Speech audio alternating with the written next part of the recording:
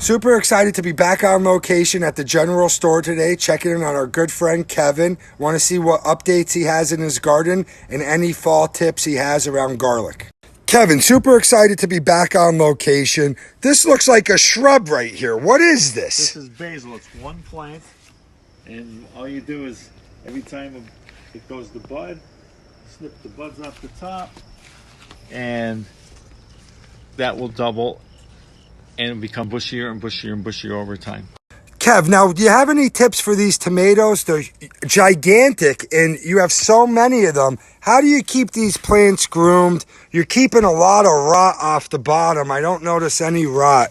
What's really your trick for keeping your garden full harvest? Well, again, it comes down to what you put in the soil, and you just have to trim off the dead stuff as it comes. I don't use any herbicides or fungicides. So you don't use any herbicides, anything? What do you use naturally then that helps you out? Just soap and water?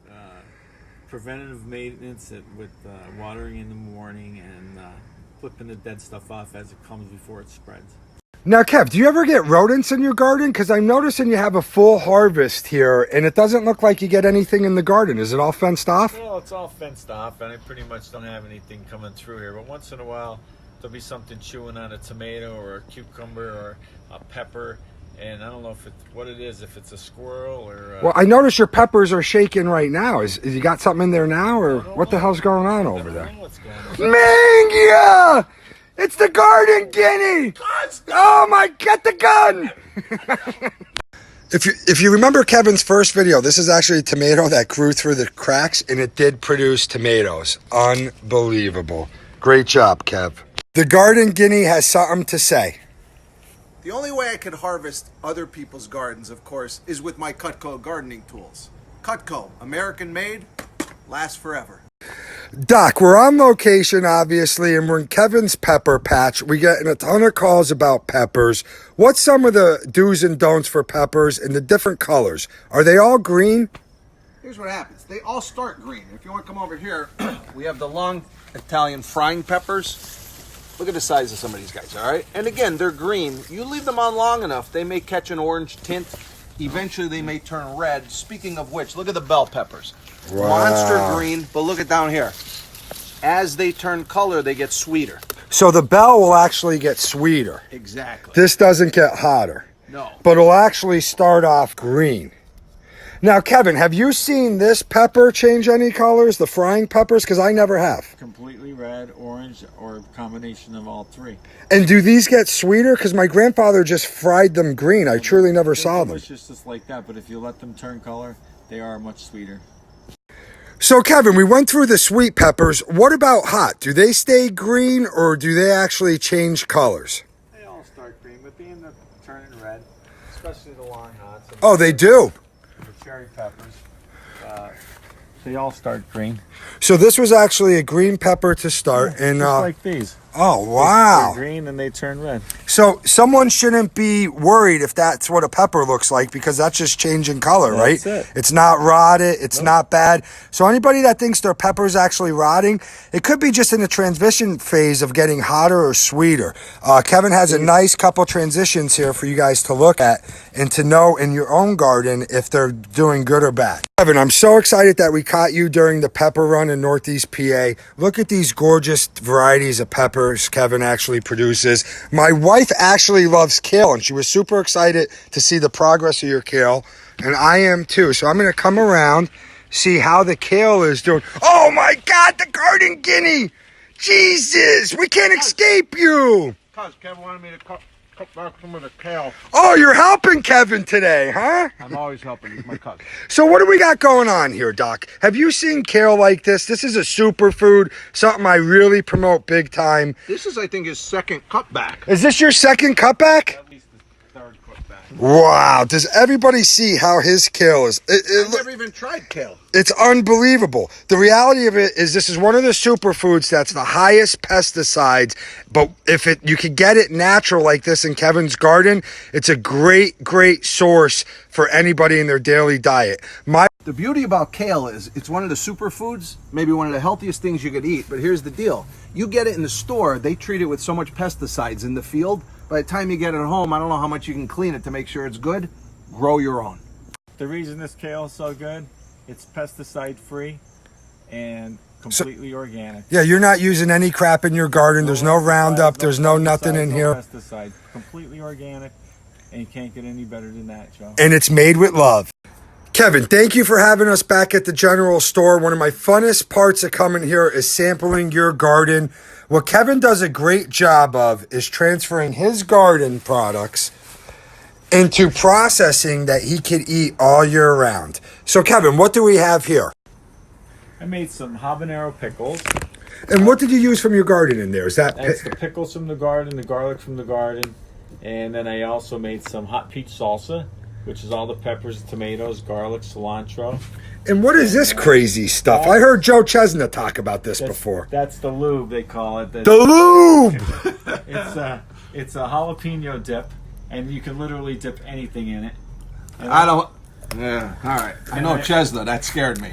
I won't be having any. Kev, what the heck is this? That's a Mediterranean dish called baba ganoush. It's roasted eggplant and garlic with tahini and lemon. So it's kind of like a chickpea in a way, but not a chickpea, but something grind it down, very healthy. All right. Why snack. are you the only one eating? What's this, Kevin? That's the hot peach salsa, and Winner. Wow. and it's everything from the garden and Brace's Orchard peaches. Braces. Braces. Best peaches. Definitely. What do you think, Doc? 2 thumbs up? It's not like Phil Gelso with those sour tomatoes. His tomatoes are unbelievable. Phil, with those little things he's growing, we got to do some work on Graham's garden. Kev, I know one of the tips me and my fellow Garden Goomba will be getting here is what could you actually do with this? So this peach salsa, what do you put it on? Do you use fish or what kind of... You can put it on a baked potato, a sweet potato, fish, chicken, anything really. It's a great compliment. Over rice, it's absolutely delicious. Kevin, what's your garden tip of the week? My garden tip of the week is you have to hang your garlic with the stalk on for at least 7 days so all the juice flows back to the bulb. And the good way to store them, an old timer told me, an old pair of pantyhose, you clip off a bulb, slide it into pantyhose, tie a knot. Wait, well, who are you, like Joe Namath? You're going to put them right up under here? No, One at a time? One at a time. Oh, you need a lot of pantyhose. Tie a knot, slip another one in, tie a knot, continue till it's full, hang it, and then every time you need a garlic, you cut right below the knot and you get one at a time. Like sausage links. It keeps the air around the bulb year round so they don't rot. Great garden tip. Kevin, thank you so much for this kale for my wife. She's truly going to appreciate it. You have all these tomatoes. Do you make any sauce or what do you do with the tomatoes? Matter of fact, we're making sauce tomorrow. I have a lot of tomatoes in the man cave. Can we check it out? Absolutely. Come on in. Oh, it's a Steelers man cave. Shout out to number 75 for the Mounts last night. Hell of a game. What do we got here, Doc? Man, yeah! Is that the garden guinea? What are you doing in here? Nothing. Are you eating the sauce? I'm helping my Kevin. Kev. Do what? Before you make sauce, you always have to have an odd number of tomatoes. What, do you have an even? I just counted. They're even. No, Oh, Mingia. Now, Kev, how do you transition these tomatoes into sauce? I use a machine an old timer gave me. It's called a squeeze-o-matic, and you grind. Squeeze-o-matic. What is that, from Saturday Night Live, Dan Aykroyd? I was a John Candy. No, you crank the tomatoes. The seeds and the skin come off one end, and the sauce comes out the other side. So you know what? That's unusual for me because usually I boil these and then I press them down in cheesecloth and that's how I kind of can mine. It's a longer process. I'm going to try your process out and save some time. Do you add anything in your tomatoes besides just the tomato when you're canning? Just basil, that's it. So no lemon juice, nothing for acidity control. The tomato will take care of itself. So where do you get your basil? From Garrity's? No, I have a basil bush. What are you doing? You got an odd number or an even over there? What? Jesus, it's even again. You gotta get. Minga. So Kevin, how many quarts of tomato sauce will you get out of this? I'll get 10 to 12 quarts of tomato sauce. And I noticed they're extremely ripe. Is that what you're looking for? That's what we're looking for. Ripe tomatoes, and the most sweetest and tastiest tomatoes. Cuz, guess what we're going to do? November, December, we're coming back to Kevin's house to have Sunday sauce. I think that's a great idea, Garden Goombas. The Garden Goombas. By the way, Garden Guys, dead. We are the Garden Goombas. Look for our channel on YouTube. Thank you, Cousin Kev, for inviting us back. And let me tell you something. Northeastern Pennsylvania, get ready. The Garden Goombas are coming. You said it, Cuzzy. Our mission is to solve world hunger one garden at a time. And remember, like always, we're looking for gardens.